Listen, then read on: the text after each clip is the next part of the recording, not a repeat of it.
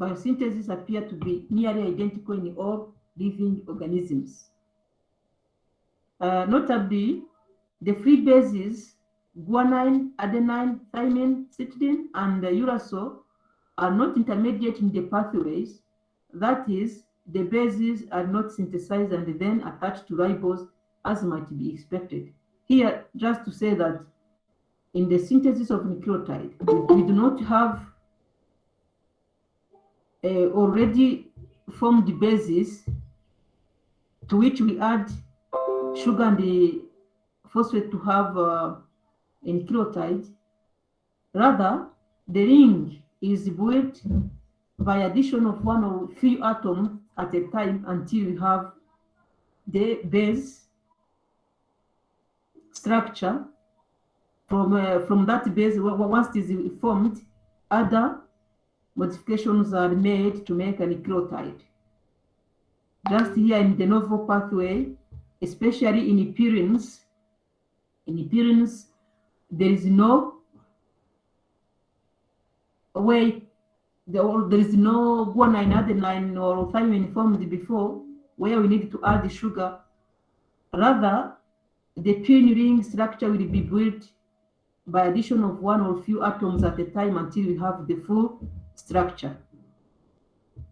Now, let's see de novo purine nucleotide synthesis. Purines, we have adenosine monophosphate and guanosine monophosphate. Okay, and here we say guanosine and adenosine monophosphate because in the structure of nucleic acid, we have this monophosphate. For a nucleotide to be incorporated in the structure of nucleic acid, two phosphate groups need to be cleaved off and they remain with monophosphate. This is only why here we are concerned with monophosphate.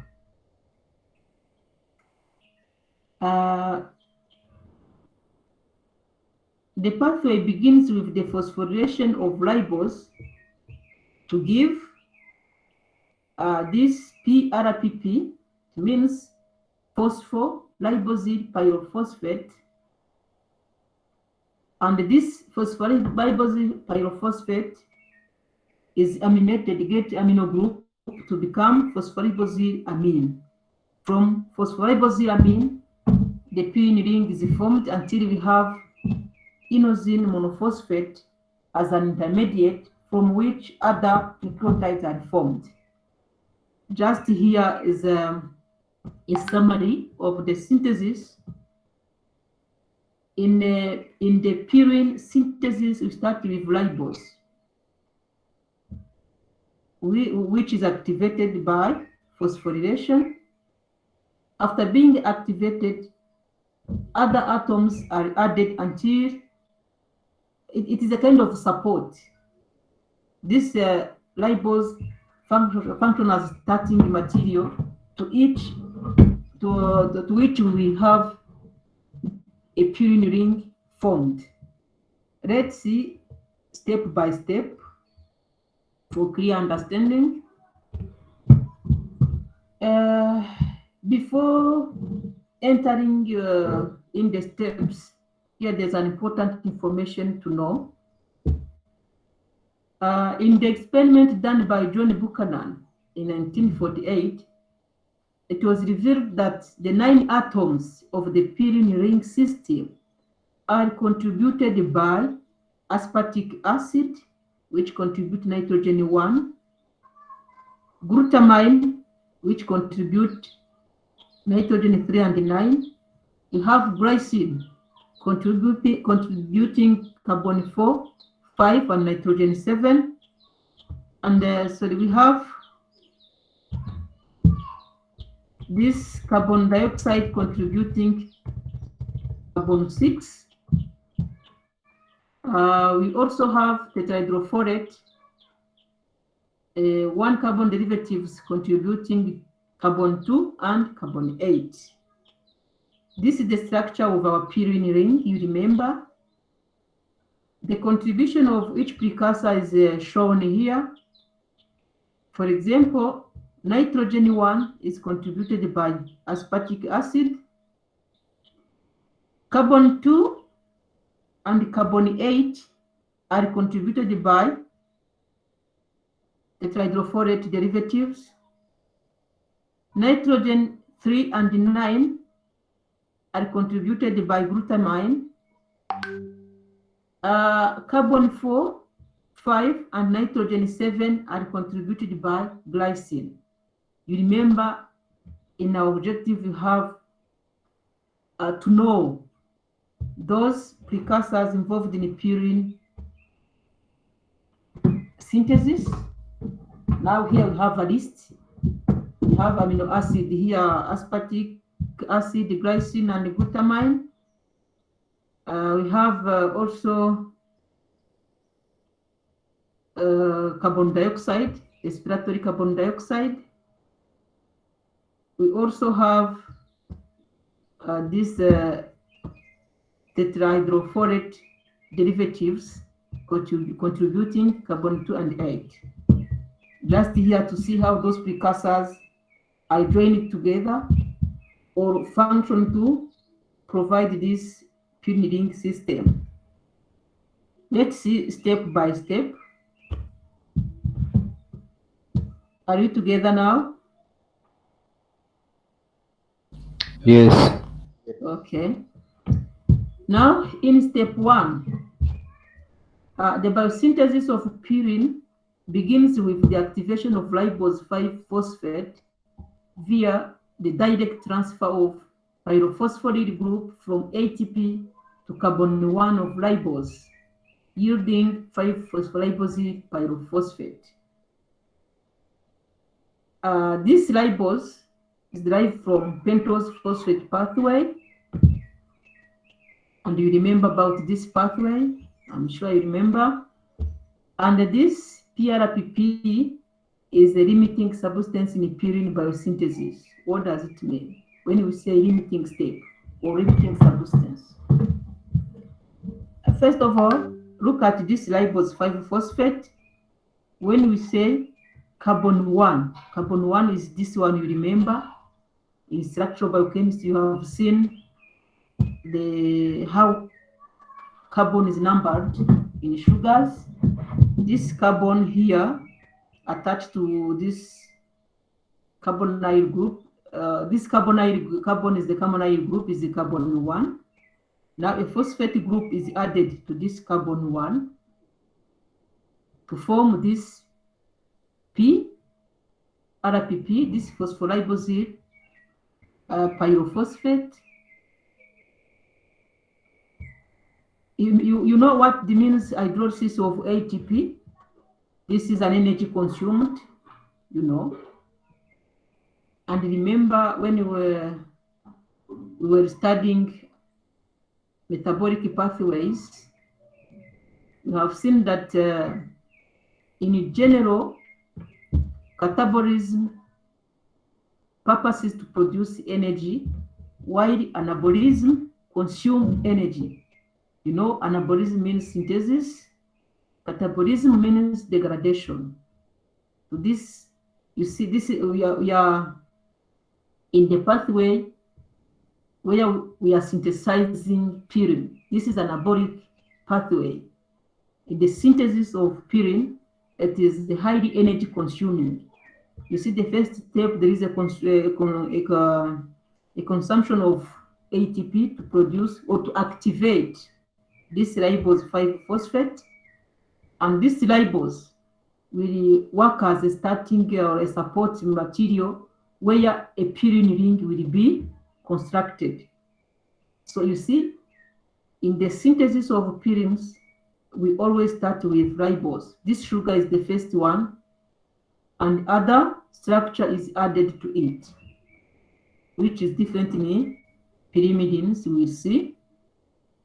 Now, the second step, this phosphoribosyl pyrophosphate is aminated, meaning there is a transamination. It means amino group is added to phosphoribosyl pyrophosphate. And this amide group is provided by glutamine, and the product is 5-phospholipomylamine. The reaction is catalyzed by this enzyme, and the reaction is a committed step. Here, I want you to know the difference between a limiting step and a committed step. On the previous slide, we say this PRPP is the limiting substance, or this reaction, the formation of this PRPP is a limiting step. A limiting step means the amount of product of the processes of this reaction depends on the presence of this PRPP. Once PRPP is present in high amount, we have high amount of purines. The small amount means small amount of purines. And this is limiting because its absence means absence of purines. Now, this is the meaning of limiting step or a limiting substances. The amount of product in this pathway will depend on the amount of this substance. This is a limiting. Now, when we say the step where this PRPP is aminated, or there is a transfer of amido group to this structure, we say it is a committed step. It means there is no way back. Once you have phosphoribosylamine, automatically we will have purines. And it is the only use of this phosphoribosylamine. It is a committed step because once you have phosphoribosylamine, automatically the pathway will continue until you have purines. If there is no other concern in the pathway, we have the purine synthesized. You see, before we have our phosphoribosy pyrophosphate, and glutamine provides amino group which is attached to this carbon 1. You see here on carbon 1. Are we together? Yes. Okay. Now, you see amino group attached to this carbon 1. It is beta. In the name they say 5-phosphate because the phosphate group is on carbon 5, of course. Beta because amino group is in beta conformation. You know about alpha and beta. Beta is above, alpha is below. This one, what it is called beta. D, it is the position of the farthest hydroxide group. This is not our concern, just to show that amino group is added this carbon. This is the phosphoribosylamine, the committed step or the committed substance. This is the step 2, if I can say. In some books, this is the step 1. Other books say step 2. Don't be confused. The first step that just was activation of ribose. When you read the book, you find it is the first step or second step. That does not have important meaning. What is important is the reaction itself. Now, the following step to our structure phosphoribosylamine here, there is addition of glycine to this nitrogen. We said ribose is like a supporting material, starting point. For the first time, there was phosphorylation. Okay, remember here, first time was phosphorylation as a kind of activation. Addition of amino group removed this phosphate group, so there's no phosphate group on carbon 1. Now to this nitrogen, everything will be added. See, in the third group, the third step, you see, glycine is added, and the glycine is added to this nitrogen, and the ribose is abbreviated as R here. You see, this is the same as this structure, except that this ribose phosphate is abbreviated as R, to show that other atoms are added to this nitrogen. Now, to this nitrogen, a glycine is added. Carbonyl group of glycine is added. You see, to have glycinamide ribonucleotide is formed here. Now, in the following step, what is written here, it is the same as what I'm saying, because this is an enzyme called glycinamide ribonucleotide synthetase. It's a condensation of glycine where carbonyl group is attached to amine group here. They say there's two stages, of course. Glycine first is phosphorylated to be activated. Then, once it is attached to the structure, phosphate group is cleaved off in organic phosphate.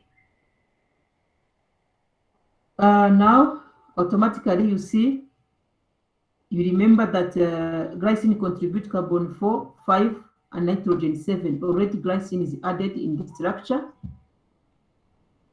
Now, on the following step, what is happening now? One carbonyl group from tetrahydrofolate derivative is added. We are added on nitrogen part of, or at this level. It is where carbonyl group is added. You see, carbonyl group is added. Just to show how the ring system is formed. This is the novel synthesis, you remember, no? Now, you remember this R is ribose. You see, for me, tetrahydrofolate add this carbonyl group here. This is the fourth step. Let's continue. And these are the names of enzymes. Yes. Can you repeat the step 3? Because the connection was somehow interrupted. Okay, on step 3. Are you together? The one who's asking the question.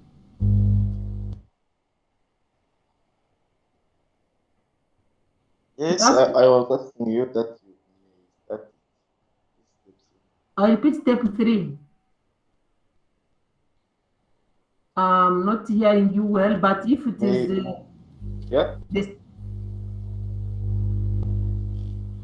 lecture, he's asking you to repeat the steps 3. Okay. Now, on step 3, nothing else except addition of glycine on this nitrogen. Just addition of glycine. I was saying that I'm not reading the text here because what is written here is what I'm saying here. Just here, this glycinamide ribonucleotide synthetase is the name of enzyme catalyzing this reaction. And what is happening is the condensation of glycine with this structure here, phosphoribosylamine. And a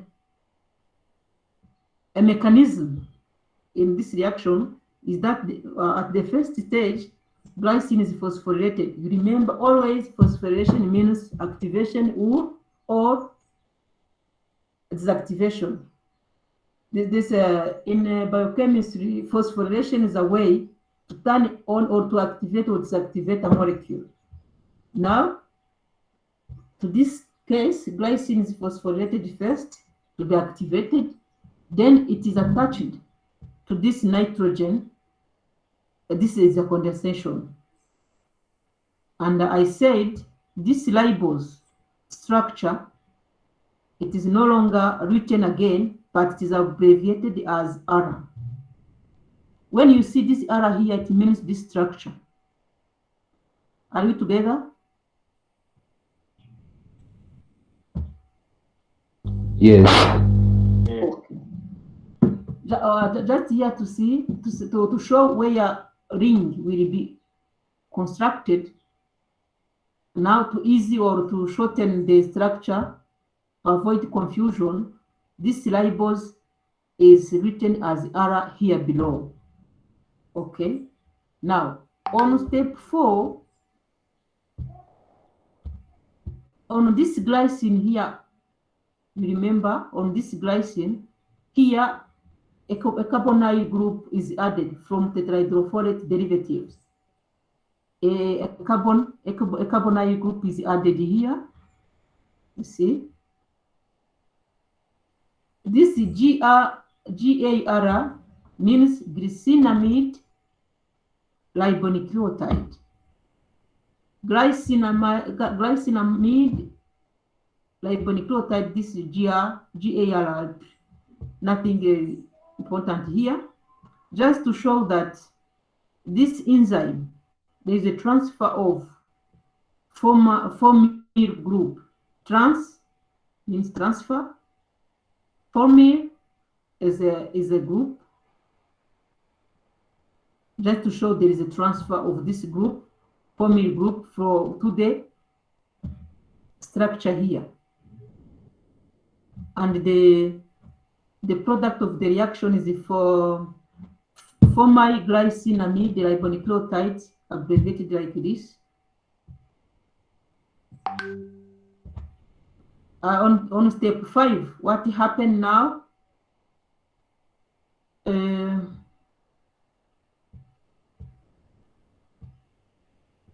If you look, there is the addition of amino group again from glutamine, and amino group is added to this carbon 4. We say carbon 4 because when you count from carbonyl group. This 1, 2, 3, 4.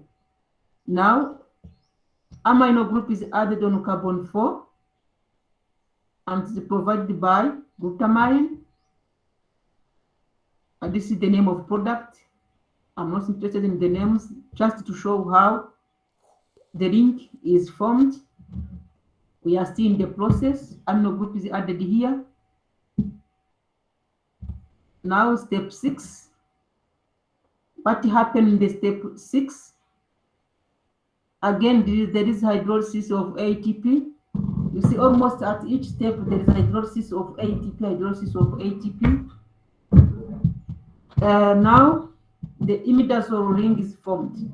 Here there is a closure of this ring. There is a reaction between here with hydrolysis of ATP. Now we have imidazole ring. The first ring is formed. Remember, pyrimidine is a double ringed structure. Now the first ring is formed. It is an ATP-dependent dehydration that leads to the formation of the imidazole ring.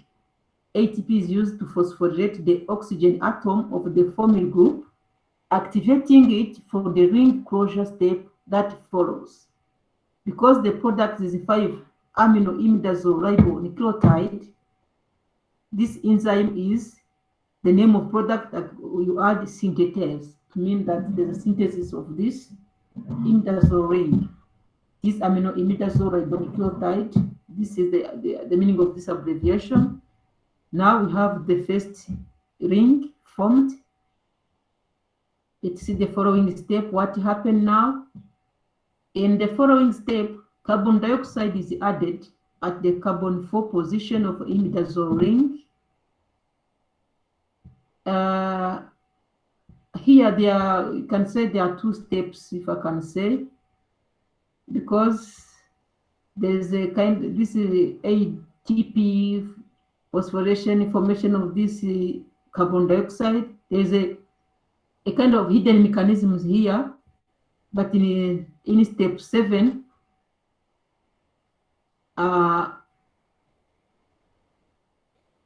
there is a first addition of carbon dioxide at this position. Finally, rearrangement bring it to the carbon, to this carbon here. And this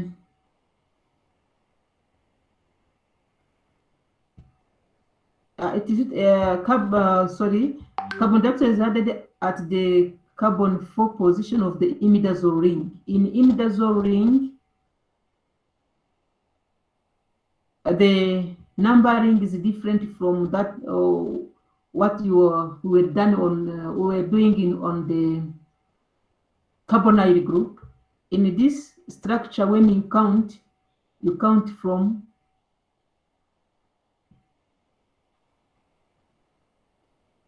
what can I say? Here it is written carbon 4.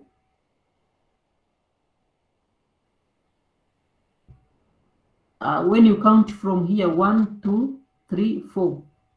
When you count from here,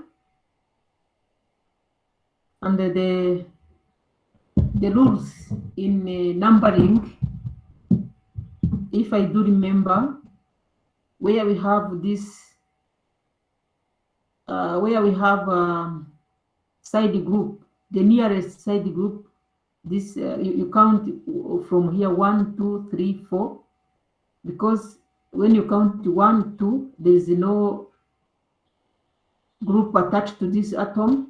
When you count from 1 here, when you say 1, 2, 3, you went in the Gauss way.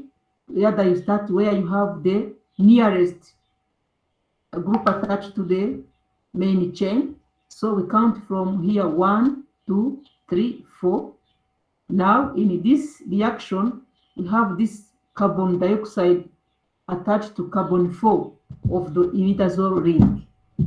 This is what is written here. And the product is carboxyamidoimidazole. This one. You see, step by step, some things are added. You remember we start with the ribose phosphate. A phosphate group is added. Finally, when a phosphate group is removed, there is amino group added. For that amino group, there is a glycine added. On glycine, there is carbonyl group added. Finally, there is a closure of the ring. After closing the ring, now this is a starting point where we want to add the second ring. And now, in the process here, there's a mechanism here. From here to here, there is a rearrangement. First, this carbonyl group is added to this nitrogen. Finally, there's a rearrangement that made this carboxyl group to come on this carbon. Just we are here where we have carboxyaminoimidazole. In step 8, what happened? Amino group of aspartate, there is addition of aspartate. You see, aspartate is amino acid, is added. Amino group is attached to this carbon. You see, this is aspartic acid. And this aspartic acid is attached with its amino group is attached to this carbon. You see, always there is a phosphorylation. This is once it is phosphorylated, it is activated. Now it is ready to attach to this carbon. Now, from this step, in the following reaction, this fumarate, this 4-carbon chain will be removed as a fumarate. On this step we are here, you see, if this is cleaved off, this is a fumarate released, and you remember fumarate is intermediate in a Krebs cycle, and the end product here we have is the aminoimidazole 4-carboxamide ribonucleotide. I don't know, just to show that we are in the process. We are about to have the second ring. Are we together? Yes. Good. Yes. Now, in the last step, what is remaining? There is again addition of carbonyl group here from, of course, the hydrofolate. derivatives. A carbonyl group is added here. You see now, the last step will be closure of this ring, where we have our first structure formed.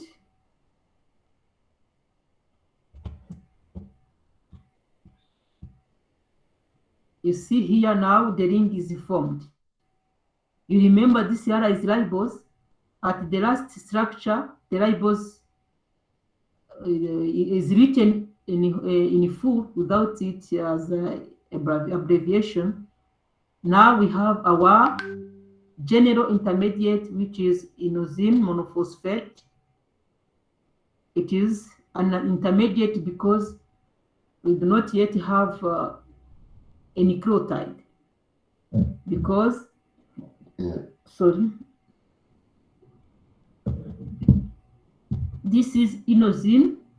This nucleoside here is the inosine.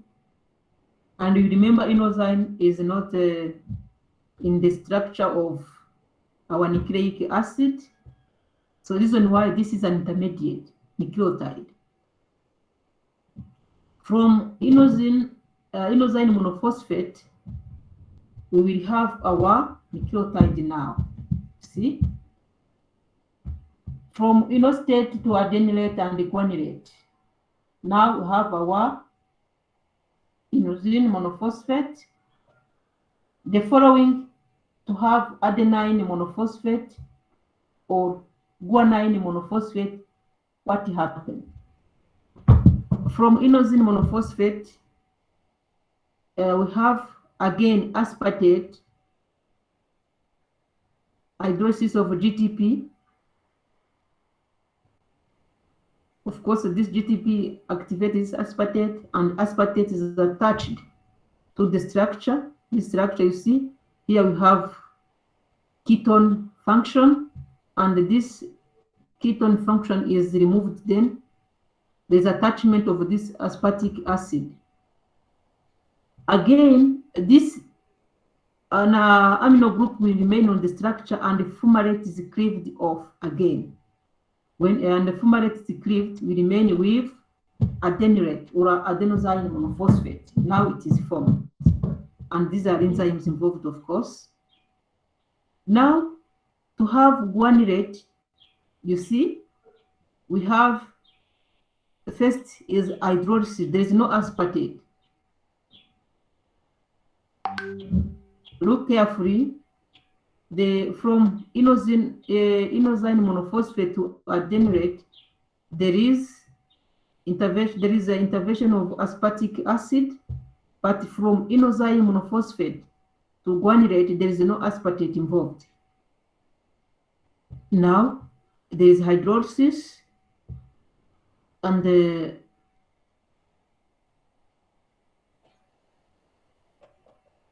oxidation. Now there's an oxidation from inosine to have this xanthine. You see, xanthine is an intermediate, you remember?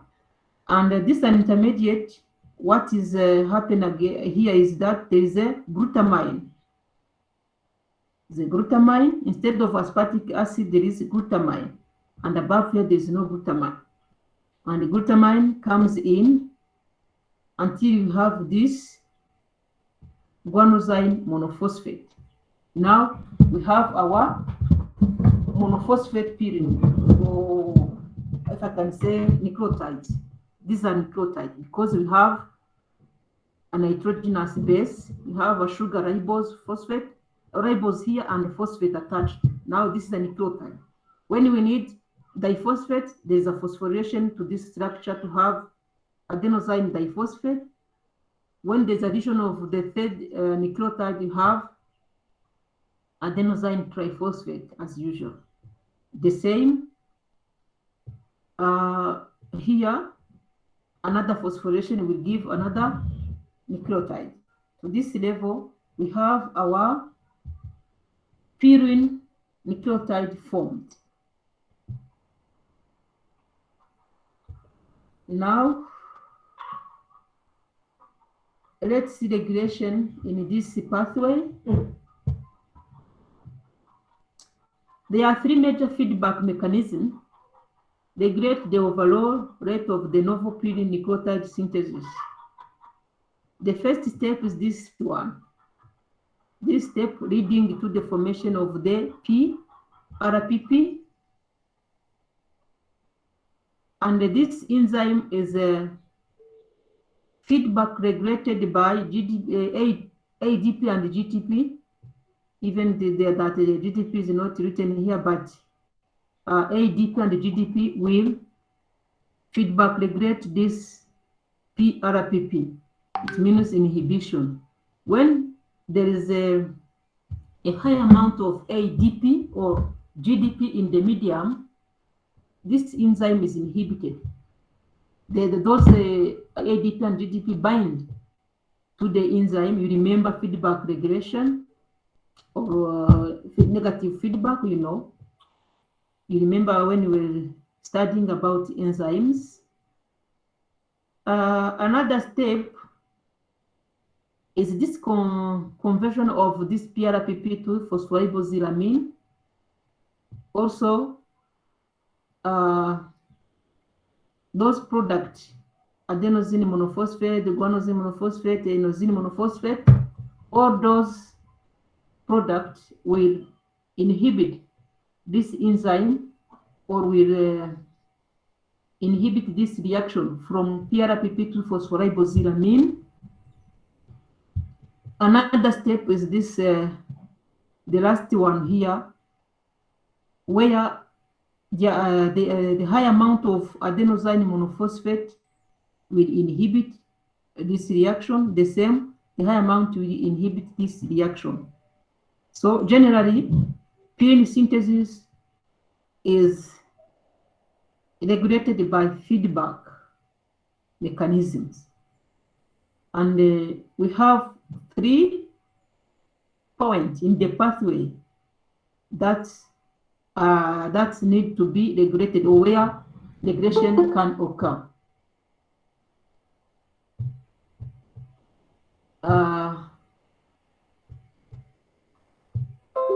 I think we are together.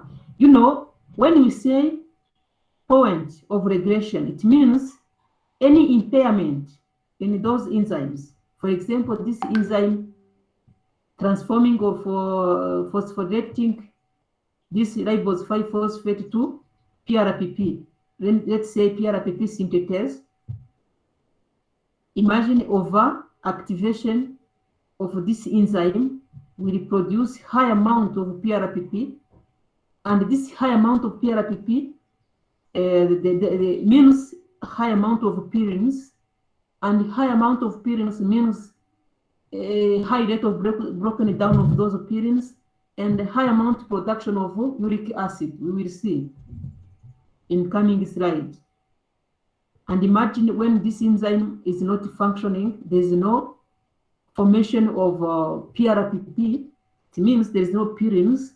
If there is no purines, there is no, the DNA will not be synthesized. Imagine without DNA, there is no proteins, there is no life. Okay. The same when these enzymes is not functioning, there will be accumulation of this PRPP, which will cause other problems and so on. Okay, just this is about the regression of this pathway.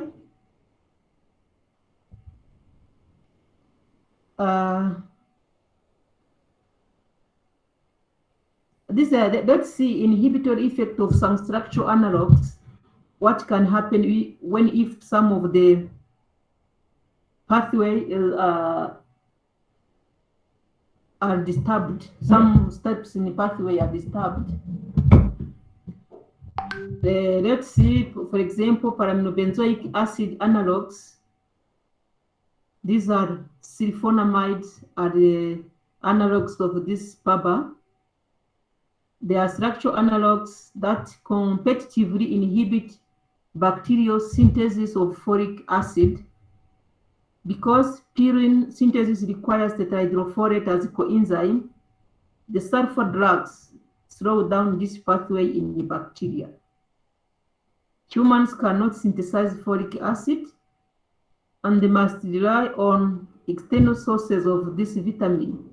Therefore, sulfur drugs do not interfere with human pyrin synthesis.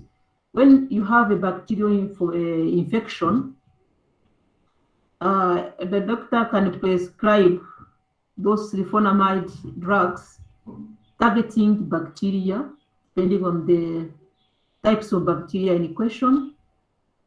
Those drugs will interfere with DNA synthesis in the bacteria, but will not affect human body because our body does not synthesize folic acid. So bacteria synthesize their needed folic acid for DNA replication. So if there is any substance targeting the synthesis of this folic acid, in other words, if there is no folic acid, there will not be pyrin produced in the bacteria, so there will not be DNA, bacteria will die. This is an example of those analogues. The first one is this sulfonamides. And another analogues for folic acid, for example, is this methotrexate. This methotrexate and related compounds inhibit the reduction of the hydrofolate to tetrahydrofolate, catalyzed by this enzyme. You remember in the pathway where we need tetrahydrofolate, there are enzymes involved in the release of those formyl group, for example. If those enzymes are not functioning, even we have this tetrahydrofolate already, and it is not released from the complex, this will impair pyrin synthesis. So these drugs limit the amount of tetrahydrofolate available for use in pyrin synthesis, and thus slow down DNA replication in mammalian cells. Remember, this tetrahydrofolate, or this folate, if I can say, is a part of vitamin B12. Am I right? I don't know, you will tell me, but I'm not. I think it is a part of vitamin B12 and need to be released during this synthesis. So those drugs, methotrexate, will inhibit the release of this tetrahydrofolate to be used in pyrin synthesis. So this will impact DNA replication in mammalian cells. These compounds are therefore useful in treating rapidly growing cancers, but are also toxic to dividing cells. You see, cancers, those abnormal cells, need to be destroyed. Immune system can try to clear those cells, but in the case the immune system is overwhelmed, cancer will occur. Now, in the treatment of cancers, those drugs target those cancers, but also it may impact dividing cells. So the reason why those chemotherapy drugs are very toxic to the individual treatment. Inhibitors of human pyrin synthesis are extremely toxic to tissues, especially to developing structures such as in fetus, or to cell types that normally replicate rapidly, including those of bone marrow, skin, gastrointestinal tract, immune system, or hair follicles. As a result, individuals taking such anti-cancer drugs can experience adverse effects including anemia, scarred skin, gastrointestinal tract disturbance, immunodeficiencies, and hair loss. Remember, if you one day or you encountered a person with cancer and he is on treatment, you see most of them they have baldness. They experience this hair loss. It is because the functions of those anti-cancer drugs is that they interfere with the DNA synthesis. Of course, cancer cells duplicate without stopping. They continuously replicate. When we target them to prevent this replication, automatically other cell types also in replication or dividing will be affected. You see, people on those anti-cancer drugs really have many problems. They have, the easy to observe is this hair loss, even this scarred skin. It is because all those dividing cells, anemia is because, red blood cells are continuously formed in the bone marrow. So those pluripotent cells in the bone marrow will be affected by these anti-cancer cells. Am I clear?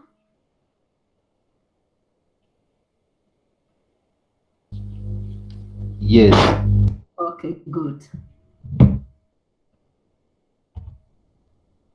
Now we finish with the novel synthesis. We talked about regulation.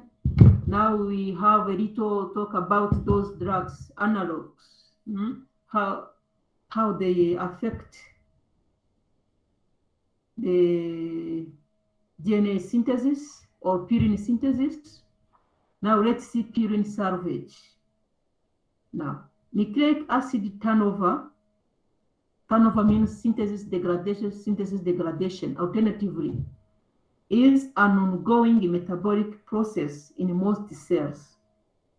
It means DNA is being continuously synthesized and degraded. Messenger RNA in particular is actively synthesized and degraded. After messenger RNA is translated and the protein is produced, it is no longer in use, so messenger RNA need to be degraded. This degradative process can lead to the release of free purines in the form of adenine, guanine, and hypoxanthine. These are the bases in inosine monophosphate. This hypoxanthine, the base in inosine monophosphate. They are intermediate in the degradation. Also, those hypoxanthine intermediate can be released. These substances represent a metabolic investment by cells. So-called salvage pathways exist to recover them in useful form. Remember, the synthesis of those purines is expensive in terms of energy expenditure. So once they are destroyed, the body adapts, or there is a way to recover them through this salvage pathway. Salvage reactions involve the synthesis of nucleotides from bases via phosphoribosyltransferases. These are enzymes important in salvage pathways.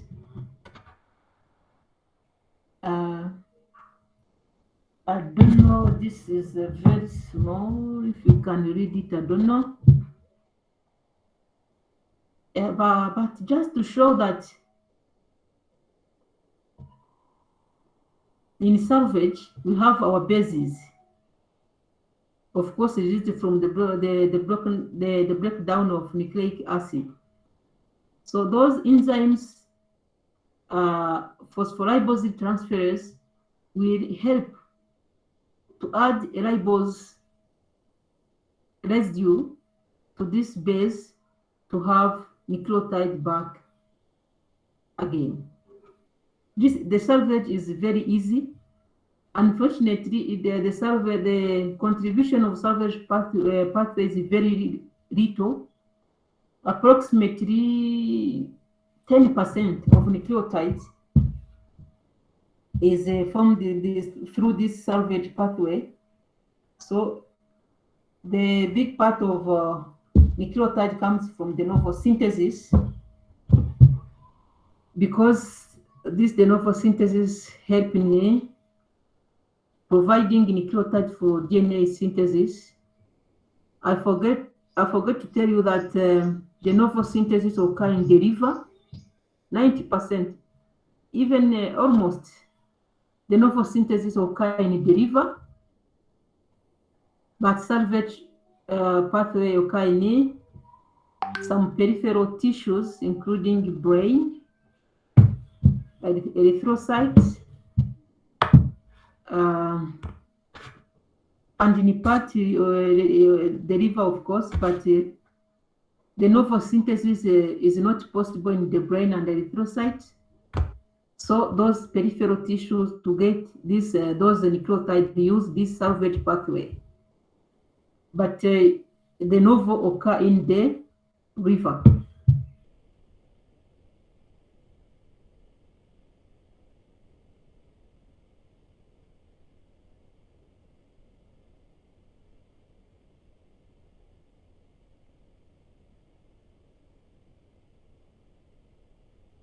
And there is no many things about salvage pathway. It is just a single reaction. Now there is a condition associated to this salvage pathway, a condition called Leskinian Syndrome, which is an X-linked recessive inherited disorder associated with virtually complete deficiency of this apoxanthine guanine phospholipase transfer.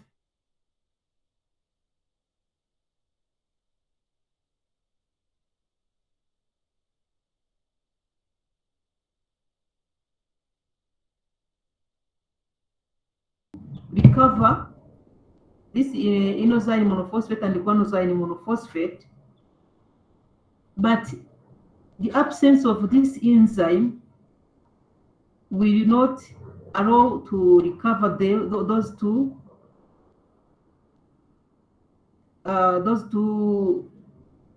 nucleotides. As a consequence, when you go back here, as a consequence, we have a high amount of PRPP in the medium, but we don't have, they are not consumed to form those nucleotides back. So, as a consequence, we will have a high amount of this PRPP. And remember, this PRPP is a limiting substance. It means the high amount of it means high amount of de novo synthesis of purines. Now, this high amount of de novo purine synthesis, I mean a high level of purines, this will result in the excessive production of uric acid, because excess of purines will be broken down and release a high amount of uric acid. And plus characteristic neurologic features, including self-mutilation and involuntary movement. This is a genetic disorder. You remember, for the brain to get nucleotide, use only this salvage pathway. Now, absence of this enzyme means purines will be missing in the brain. So there is a kind of a disorder or the disturbance in the brain. So an individual of this disorder will have this kind of self-mutilation, biting himself or harming himself, and the involuntary movement. You see how bizarre it is. This is a Leskinian syndrome. So if you want, you can read more about this condition. That's the condition associated with this. the impairment and salvage pathway of pyrines. Are we together?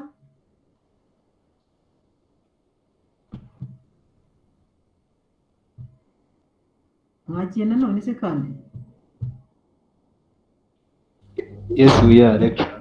Ngize ngo mwagenda none. Sigaye ngira ubwoba ko nshobora kumara njyamana umwanya mvuga ntari kubabwira bikambabaza. Okay? turahari. Okay. Ntabwo bizongera. Sawa. Now let's see degradation of pyrinucleotides. Now, degradation of dietary nucleic acid occurs in a small intestine, where a family of pancreatic enzymes hydrolyzes the nucleic acid to nucleotides. Inside the intestinal mucosal cells, pyrinucleotides are sequentially degraded by specific enzymes to nucleosides and free bases. Now I'm confident that if I say nucleoside, you understand, and if I say free bases, you know. And this end up with the production of uric acid as end products of the pathway. We consume food with nucleic acid. Nucleic acid gets hydrolyzed, releasing nucleotides, and those nucleotides are absorbed into the intestinal mucosal cells, and the intestinal mucosal cells are degraded into the nucleosides and the free bases. Nucleosides, you mean sugar attached to base, and the free base. All those kind of products will appear in the intestinal mucosal cells. And finally, we will also have this uric acid produced. You see the reaction in coming slide. Now, pyrinucleotides from de novo synthesis are degraded in the liver primarily. The free bases are sent out from liver and salvaged by peripheral tissues. You see, if we say the gradation of pyrinucleotides, there is two locations or two places. They are nucleotides we consume from food, in the food. They are also nucleotides formed in the river. The novel synthesis of nucleotides is in the river. Those pyrin in the river. And when they are to be degraded, they are degraded in the river. They are produced in the river and degraded in the river. Those consumed in the food, they are degraded in the intestinal mucosal cells. When they are degraded in the intestinal mucosal cells, free bases are they want to be sent in the blood. The same in the liver, degradation release free bases to be released in the blood and go in at the peripheral tissues. Those not only free bases, also you have also ribose, we have also all those end products will be enter the circulation and reach the peripheral tissues to continue in the following steps of metabolism.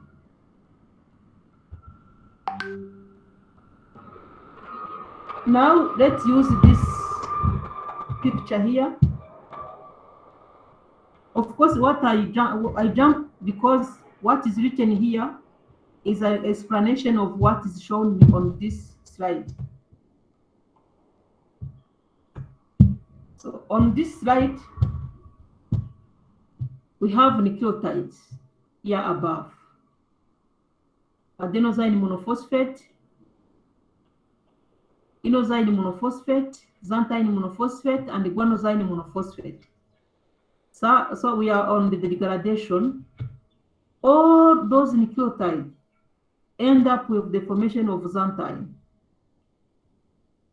This adenosine monophosphate, depending on the enzyme, one part is deaminated to give inosine monophosphate, and this inosine monophosphate is dephosphorylated to give inosine, and inosine is again phosphorylated again. Sorry, the sugar is removed to give hypoxanthine.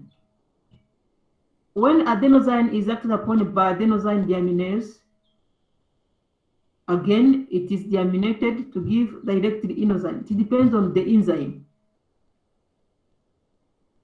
but all end up with the formation of xanthine. This inosine end up with xanthine. This guanosine also pass on the guanine, finally xanthine. So from xanthine, there is an enzyme called xanthine oxidase, which is very important in the pathway that help to form or to give the end product, this uric acid. You see in the process, there's the formation of hydrogen peroxide, which is very toxic and need to be removed, and it is removed by catalase enzymes and metabolized to form water. And this is our end product. Our target is this uric acid. Just on this slide to show that all pyrinucleotides end up with forming this uric acid. The degradation of those nucleotides end up with the formation of uric acid. You see in the degradation, phosphate group is removed, then finally ribose moiety is removed.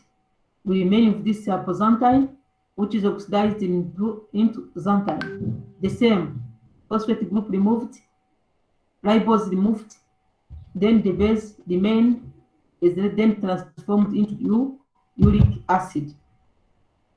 It is what is written here. The pyrinucleotide guanosine monophosphate is degraded in 2 steps. First to the guanosine and then guanine, and this guanine is converted by deamination into another pyrimidine xanthine. In the most important degradative pathway for adenosine monophosphate, it is the nucleotide that deaminated and inosine monophosphate arises. In the same way, guanosine, the pyrimidine pass through the hypoxanthine, then it is then the hypoxanthine is released from inosine. What is written here is what's shown on this structure. No need to read it again. You will read it on your own. Now let's see uric acid formed. The fate of uric acid in humans. Here we mean where this uric acid formed go. What the use of this uric acid?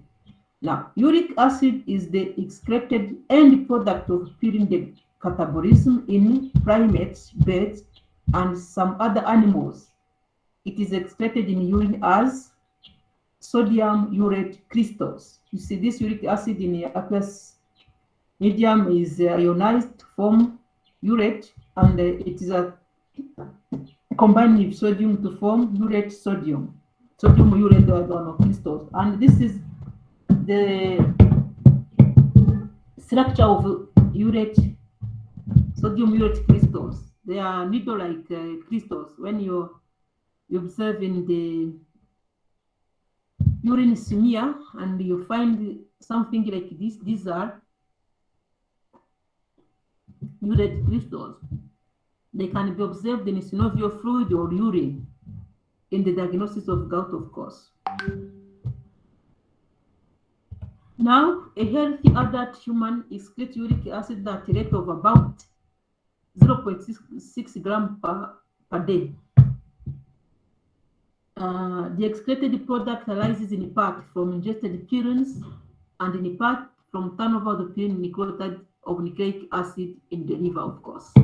You remember, this uric acid, it comes from degradation of purines we ingested or turnover of purines in the in the level of the nucleic acid, you know, we have seen that it is a continuous process, the degradation and the synthesis of nucleic acid.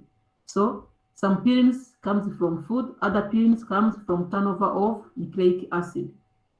Now, in most mammals and many other vertebrates, uric acid is further degraded to other products. But for humans, no further catabolism of uric acid is possible. It should be excreted as it is, because humans have not the enzyme responsible for converting this uric acid into the other product. But for other animals, uric acid can be converted into allantoin for most mammals other than humans, or allantoic acid for bony fishes can be converted into urea for amphibians and cartilaginous fishes. It is also converted into ammonia for marine invertebrates. So for humans, it ends up with uric acid only and except as this. For other animals, there is a further metabolism of this substance. Now, what is gout? Let's talk about gout. The catabolism of A question. this question. Why those products are further converted to other product? Why uric acid are further converted in the other product? You know, this uric acid is water insoluble, and it need to be excreted. It need to be excreted with water, like in urine, for example, for humans. But for other organisms, in order to conserve water, there is a way to convert it into the other substance, easy to excrete without losing much of water. So, like this allantoin or allantoic acid, or there's a way to excrete it in the form those animals can conserve water, and because there is a further metabolism, because there is an enzyme. Here it is written in red, because those animals have the enzyme that humans lack, and that those enzymes enable them to convert uric acid to other products. So for other animals, it is possible because they have enzymes to further metabolize this compound. But for humans, we don't have enzymes. Always, those metabolism or those biochemical processes in living organisms target to maximize a better health of the living organisms. So for other animals, there is a way to treat this uric acid that this nitrogen will be disposed without harming their body. It is natural. No. Generally, what we are talking about is about nitrogen metabolism. But as we had enough time talking about metabolism of protein, amino acid, to this level, we are on nitrogen, we are on nucleotide and uric acid. So when you read more, and you have a document on the platform about nitrogen metabolism, you will see the disposal of nitrogen in a different compound. So in humans, when we are on the case of nucleotides, we are only able to release this uric acid, and our body is able to excrete it as it is without harming our body, except when there is impairment. But for other organisms, I mean other animals, this uric acid needs to be further metabolized for better health to those animals.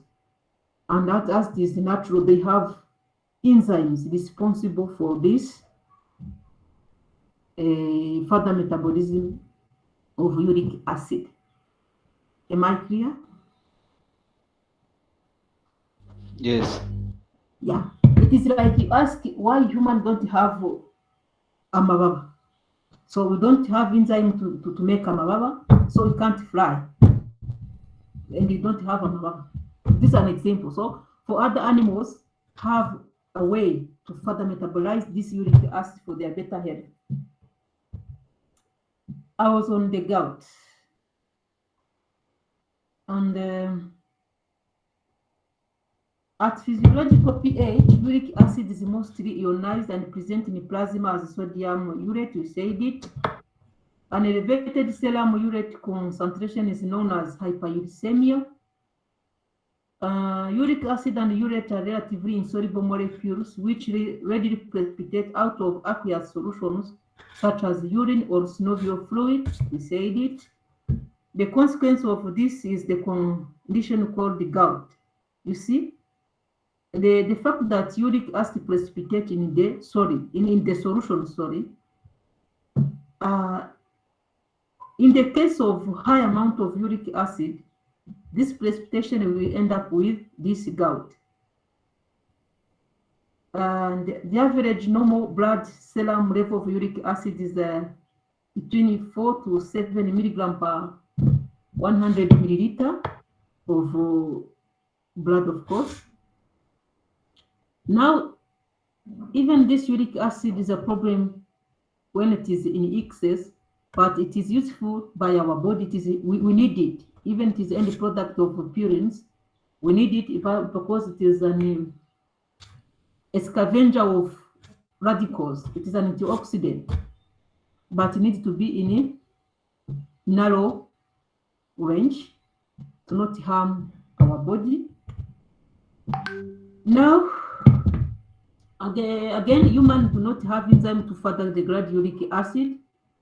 Excessive production of it causes deposition of it in a joint.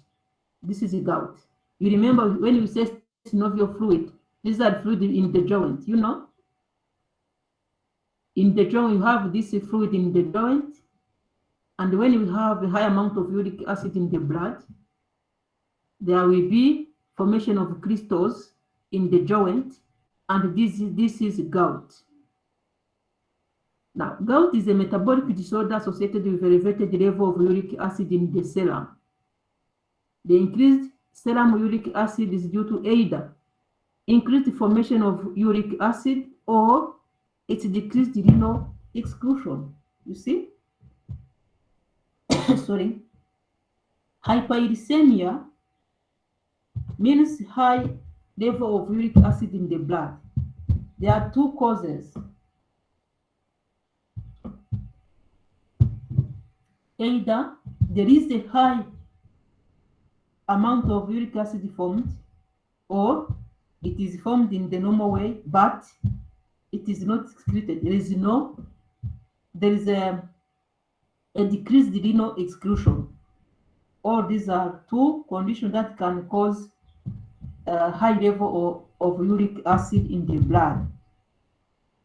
Whatever the cause, gout is associated with hyperuricemia, but hyperuricemia is not always associated with gout. Did you get this? Yes. Okay. Once there is there is gout, it means there is hyperuricemia. But hyperuricemia does not always mean gout. Hyperuricemia is not a disease. It is a condition of elevated uric acid in the blood. It can be referred as a disease once it shows symptoms or causes other diseases such as gout. Otherwise, have a higher amount of uric acid does not mean you have gout, unless you show symptoms of this condition. Now, when we say gout, is a clinical term describing the physiological consequences accompanying excessive uric acid accumulation in the body fluid. Uric acid and uric salts are rather insoluble in water and tend to precipitate from solution if produced in excess. The most common symptom of gout is arthritic pain in the joint as a result of urate deposition in cartilaginous tissue. The joint of the big toes is particularly susceptible of this condition. You see, if niba warigize ubona umuntu ufite ikibazo cya gute, akenshi the big toe is the target, and when you try to enter inside, you see this is the synovium, I mean the cartilage there, and there is a liquid synovium fluid, and this is the crystals, urate crystals in the top first. Now biriya kimira from tutubuye amakristo nyine n'amabutumeze nk'amabuye bikaza bikajya hagati hano muri joint. It is very painful, and its deposition causes inflammation at this area, and you know the processes of inflammation, the recruitment of white blood cells, the excretion of cytokines, whatever, then pain, redness, all those characteristics of inflammation, I think you know. And this is the symptoms of gout. Gout is a disease due to a high level of uric acid in the body fluid. When we are at 7 milligrams per deciliter and above, we are tending to gout. Normally, it should be in this range. Generally, you know, difference vary depending on authors, but generally, it should range between here and above. There is a high risk of developing gout. Once again, it accumulates because of a production of under-excretion, we said it. Now, being overproduction or under-excretion can be genetic associated or acquired. But they say a genetic deficiency of one or another enzyme of purine metabolism may also be a factor in some cases. Now, gout used to be called the disease of the rich because the rich would always drink alcohol and eat plenty of meat. The famous people who had gout were Benjamin Franklin and Isaac Newton. But the observation has shown that gout occurs predominantly in males. I don't know. Until now, don't ask me why in males. Maybe research will prove the why gout is prevalent in males. And as I was saying, we can have primary gout and secondary gout. We say primary gout when the cause is idiopathic. I mean, it has a genetic origin. And the secondary when there is underlying cause. Primary gout is an inborn error of metabolism due to overproduction of uric acid. In a primary gout, increased level of uric acid is associated with increased synthesis of pyrimidine. Remember,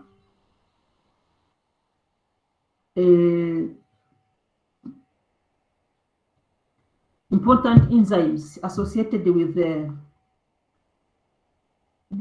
high production of uric acid when there is any impairment.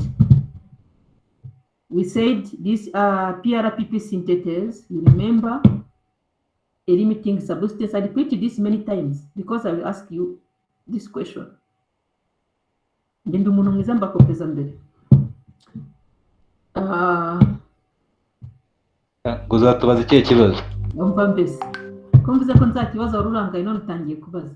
Oya, naremare. Iyo uhari mba nkubwiye ukuntu bakoresha kuririmba ngo limiting substances. I was saying that these genetic problems associated with increased level of uric acid That's the defect may be at those three, mainly those three enzymes. This PRPP synthetase. I was saying, remember, it is a limiting reaction or limiting substance. Yes. Yeah. The presence in high amount, when there is overexpression of this enzyme, we have a high amount of PRPP, a high amount of pyrinucleotide, and a high rate degradation of this pyrinucleotide, therefore high amount of uric acid. The same as this PRPP glutamine aminotransferase, the formation of phosphorybosylamine, the committed step.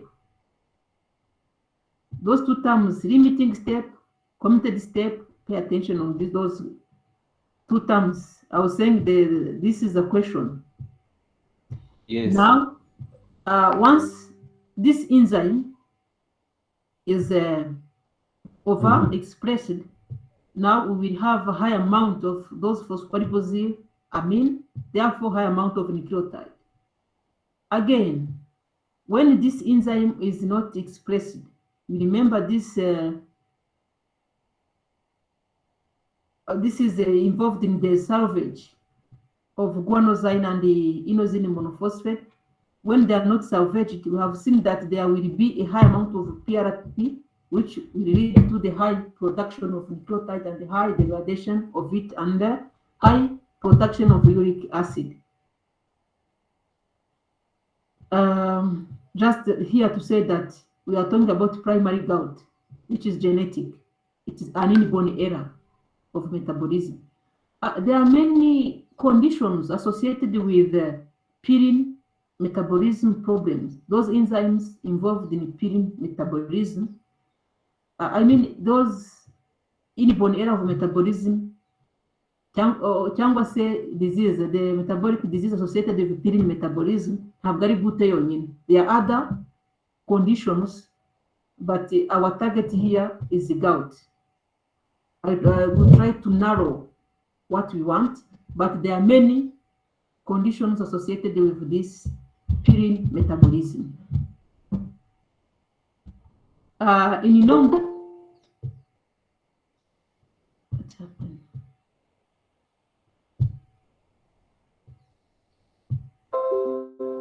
Now, in a normal course, this enzyme, those enzymes, I mean PRPP synthetase and the PRPP glutamine aminotransferase, are allosterically feedback regulated by its own product. You have seen it.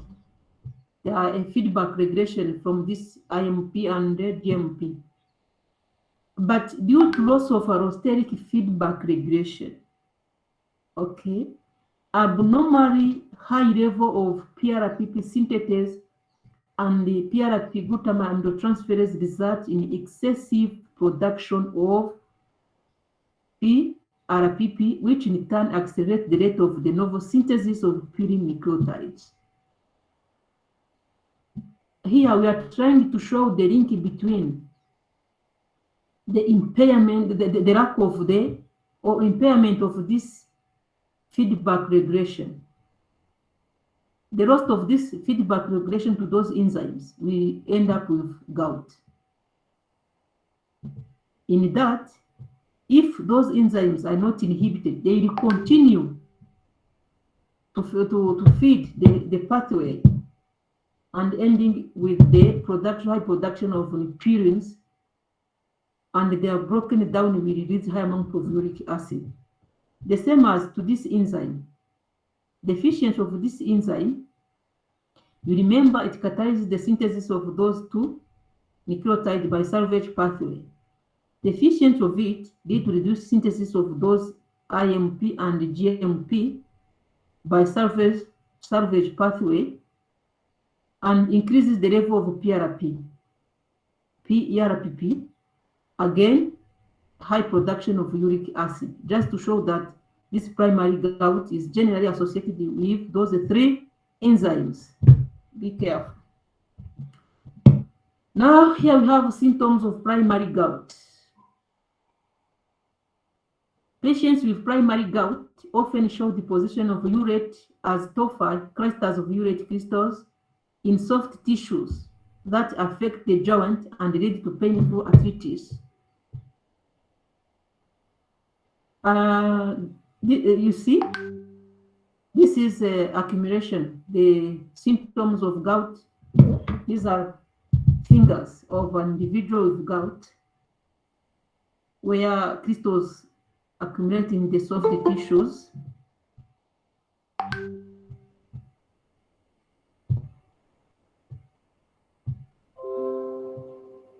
Are you together? Yes. Okay. Just electron.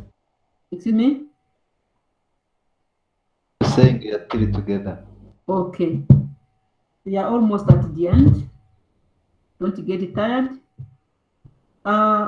You remember uric acid crystals precipitated in the liquid. I mean, mostly here we are talking about urine and synovial fluid. Remember, in urine, when precipitated in urine, kidney will be affected. If there is a high amount of those crystals, kidneys are affected, since excess urate is also deposited in the kidney tubules and lead to renal failure. Now you see urate crystals deposited in kidney tubules. You see, these are crystals of uric acid deposited in a kidney. This is in the case of fingers showing symptoms of gout. Now, secondary gout results from a variety of diseases that cause an elevated destruction of cells or decreased elimination of uric acid, as in the following. You remember, mostly a condition causes elevated destruction of cells. Here we talk about cancer. Elevated destruction of cells is accompanied by increased degradation of nucleic acid to uric acid, which occurs in cancers. In the case of any cancer, leukemia, you know, this is a cancer in the blood cells. In the case of polycythemia, high amount of red blood cells. Leukemia is about white blood cells. Polycythemia is about red blood cells. In the case of psoriasis, hypercatabolic states, example, during starvation, trauma, and so on. These are conditions that can cause elevation of uric acid. Another condition that can cause high level of uric acid is the decreased elimination of uric acid, which will Question. Question. What's the meaning of polycythemia? Polycythemia is a condition associated with a high amount of red blood cells in the blood. What do you say? Yes. What about psoriasis? Question. High amount of red blood cells, it quite like ntabwo yatwara oxygen ahubwo nyinshi byaba biri beneficial kurusha uko byateza ikibazo. Iyo tuvuze polycythemia ntabwo tuvuze red blood cells gusa. Other cells are associated, other red blood cells, but not always polycythemia means leukemia, but in polycythemia mainly red blood cells, those immature. Abantu basakuza afite ikihe kibazo? I say polycythemia is mostly associated with red blood cells. Here I mean immature. You remember immature red blood cells have the nucleus and have the DNA. Are we together? Yes. But mostly polycythemia is associated with a high amount of red blood cells, but mainly red blood cells. I don't know if the other one asked about psoriasis. Psoriasis, what? Yes, psoriasis. This is a condition. Is it mitido? I'm not sure. You are not sure. Who is sure? Anybody in the class can tell us about psoriasis?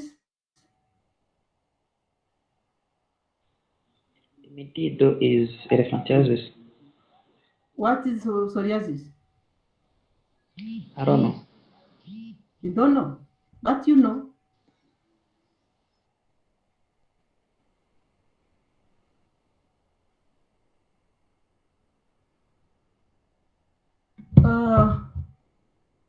Tugomba ndasobanura psoriasis gutera.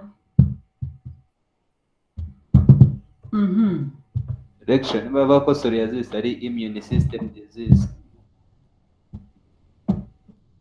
Yes, disease, but manifested like what?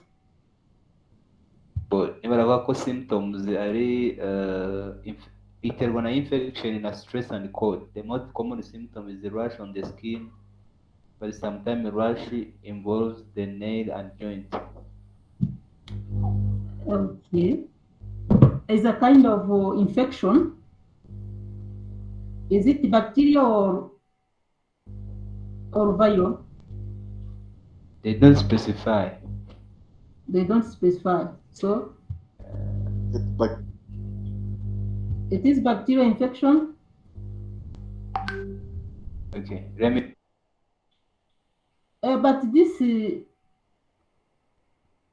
psoriasis, I don't know, it is an infection.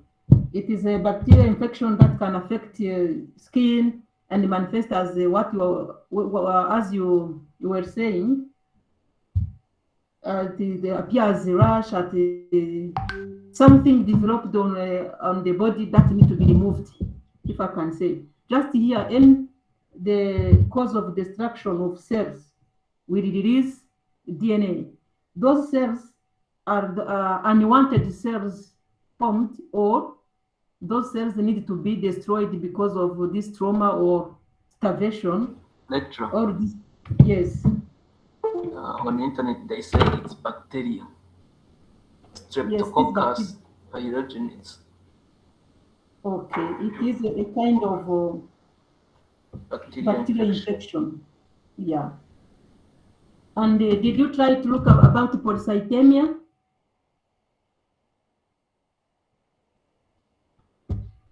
Blood, and will cause problems like gout. Now the issue of chemotherapy. You remember chemotherapy target cancer cells, and those cancer cells are destroyed. Once they are destroyed, there is a release of purines. Now, also, excessive consumption of purine-rich food, such as meat. There is the kind of cause of increase of uric acid in the blood. Those food meat consumers, much of meat, or excessive alcohol intake. Alcohol itself that out, but mostly there is a high chance of consuming alcohol contaminated with lead, and this lead will decrease excretion of uric acid from kidney. Is there a question? Yeah. Why in the meat there is much purine? Why in the meat there is much of purine? Yes. I don't know what I can say about it, because but you consume meat, any piece of meat you eat is a cell. You remember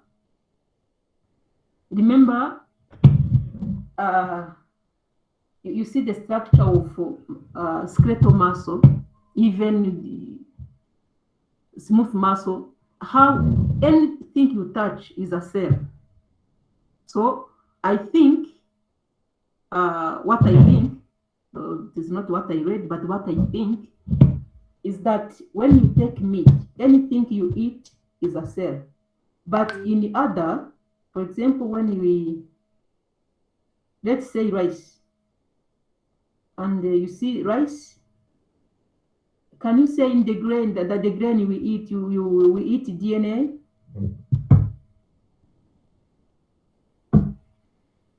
Tuvuge nk'ibinyampeke. Like what? Iyo turiye ibigori, ifu y'ibigori, twafashe ibigori barabishesha, turiye akawunga. Basaruye umuceri, barawutonora, barawutetse, turawuriye, turiye akawunga. Ibyo turiye ibitoki, turiye iki? Can we say we eat DNA? What do you think?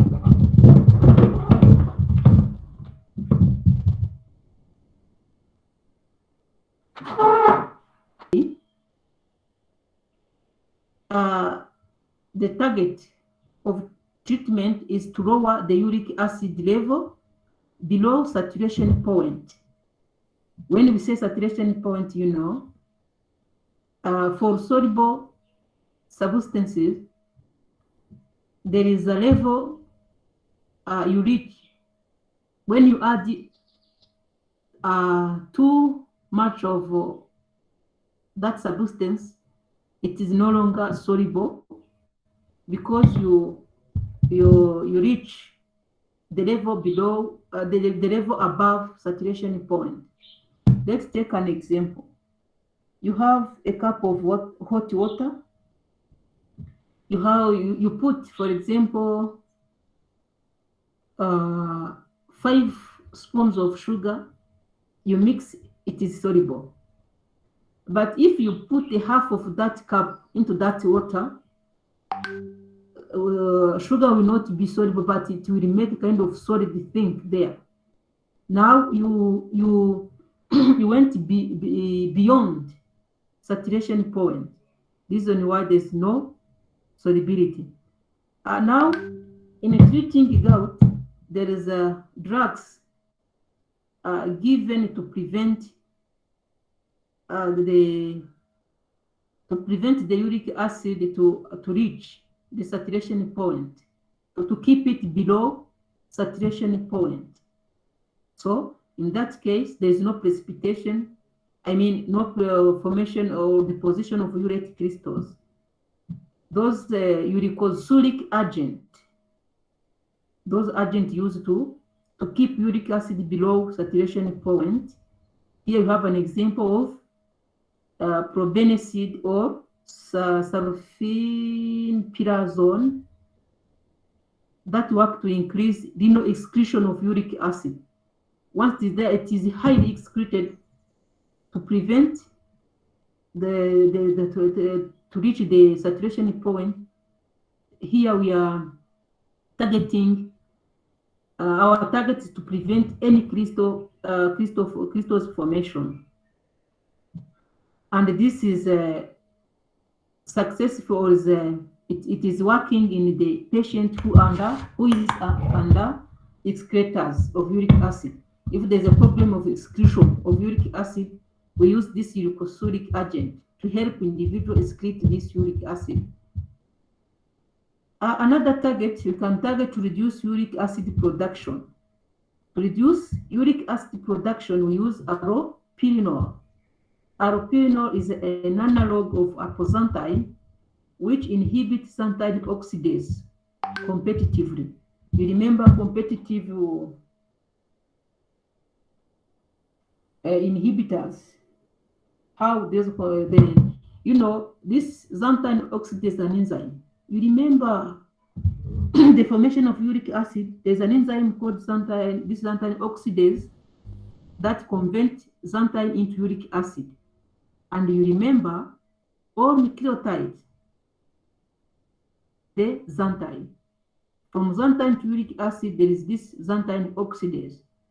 Now, when we have this analog, which will compete to this xanthine oxidase and prevent the formation of uric acid. This will lead to the reduced formation of uric acid and accumulation of xanthine itself. And when xanthine and apoxanthine are accumulated, there is no big problem when you try to compare risk of accumulation of uric acid and accumulation of those two, xanthine and apoxanthine. These are less toxic because they are soluble and easily excreted without forming those crystals. Now, remember in our objective, we have to know some drugs used to treat gout and their mode of action. You see, at least here we have two types. Those are uricosuric agent and then analogues used. Mostly analog we say here is this allopurinol. The novel biosynthesis of pyrimidine nucleotides. You remember pyrimidine nucleotide, that cytidine monophosphate, uracil, whatever you remember. Unlike the synthesis of pyrinucleotide, 6-membered pyrimidine ring is made first and then attached to ribose phosphate, which is donated by PRPP. You remember, in pyrimidines, we start with ribose and a ring is formed on the ribose. But in pyrimidines, we first synthesize the ring, then ribose is attached, is opposite. Here we have steps in pyrimidine synthesis. Are we together? Yes. Yes, lecture. Okay, good. Be patient, we are about to finish. Steps in pyrimidine synthesis, you see. Pyrimidine biosynthesis starts with the formation of carbamoyl phosphate from glutamine, ATP, and carbon dioxide. This reaction is catalyzed by cytosolic carbamoyl phosphate.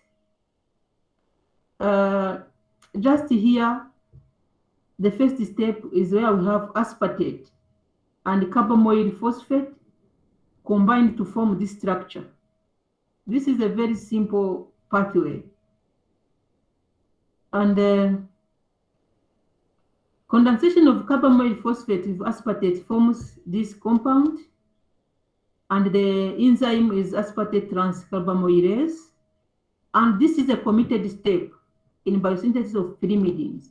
Once this reaction is in place, we have pyrimidine. It is a committed step. Now, the following step is dehydration and to form this, the ring, if I can say. By removal of water from this part of the molecule, with the enzyme dehydroorotate, we have the hydroorotate here already formed. We are forming the ring. Then after forming the ring, there will be addition of ribose. This hydroorotic acid is oxidized.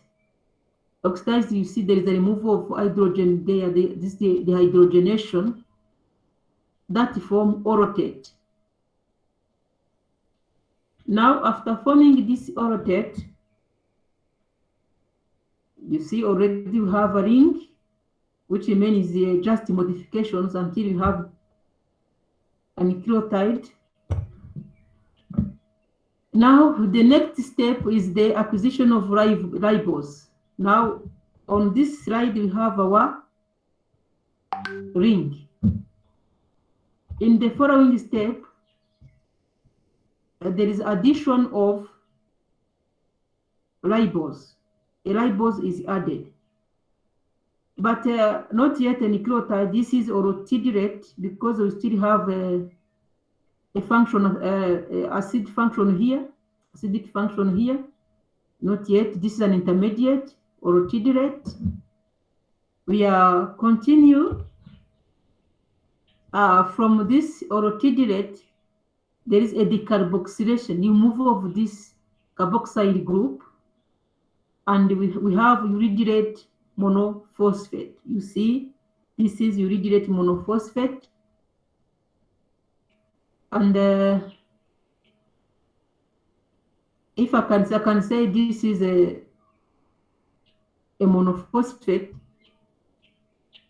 When you want diphosphate or triphosphate, there is also addition of ATP or phosphorylation of this structure.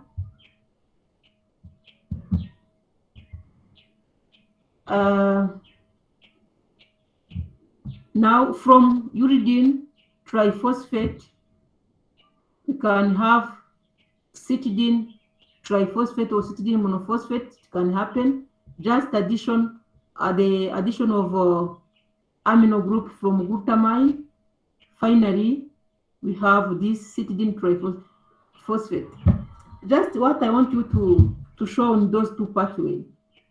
You see how the novel synthesis of purines and that of pyrimidines are different.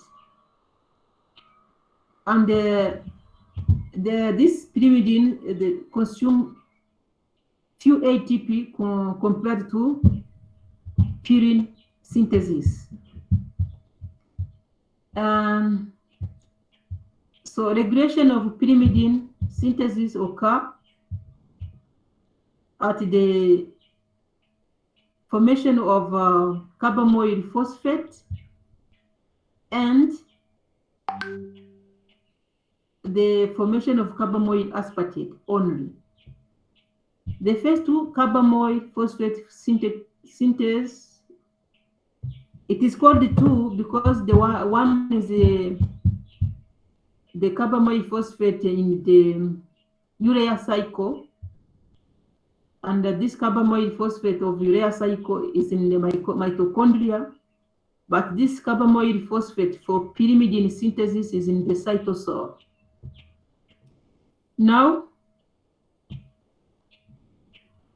these are allosteric enzymes, meaning that they are regulated by their product. So this UTP will inhibit this reaction, and this one will inhibit this reaction.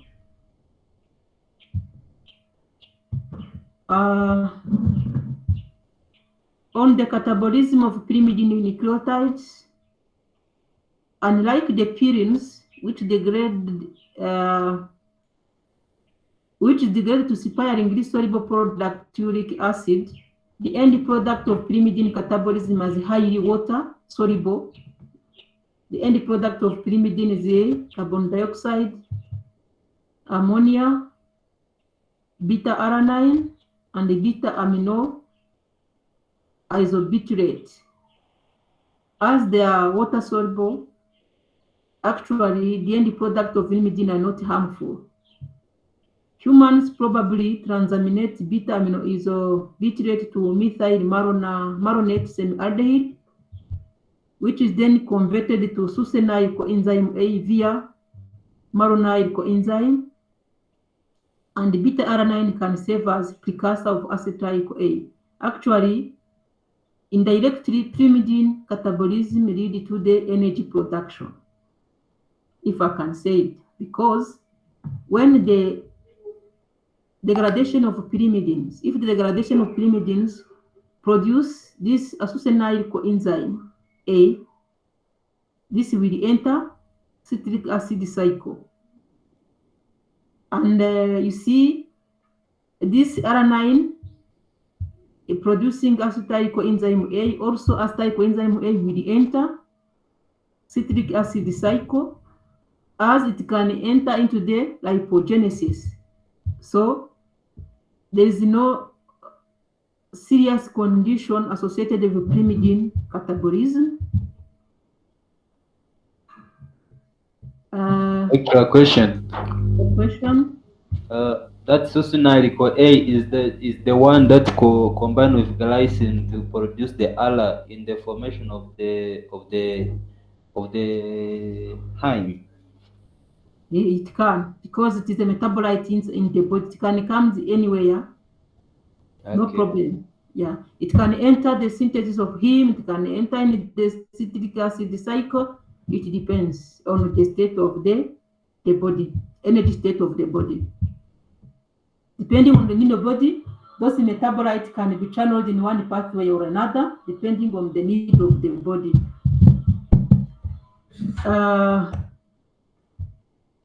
Since the end product of pyrimidine catabolism are highly water soluble, Overproduction of pyrimidine catabolite is rarely associated with clinically significant abnormalities. So that is a summary about the synthesis of nucleotides.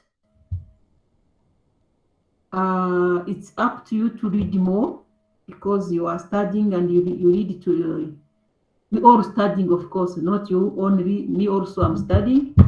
We need to know more about the topic.